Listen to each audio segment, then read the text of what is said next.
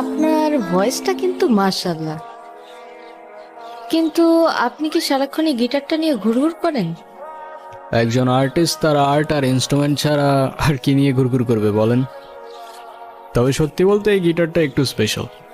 আমার যখন 6 বছর বয়স, আমার জন্মদিনে আমার মা গিফট করছিল এটা।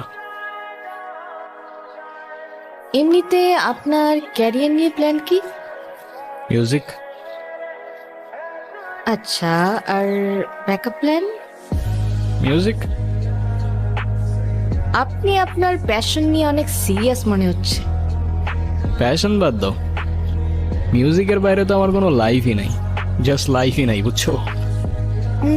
আচ্ছা, তারপরেও সাপোজ যদি কখনো মিউজিক ছেড়ে দিতে হয় তখন কি করবেন?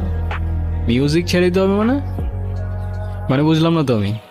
সমস্যা কি আপনার? ফাইজলামি করতেছেন আমার সাথে? আরে সরি সরি, আমি তো মজা করছিলাম জাস্ট। মিউজিক এটা কোনো জোক না যে মজা করবেন। আচ্ছা সরি তো, আচ্ছা কান ধরছি, যান, সরি। It's okay.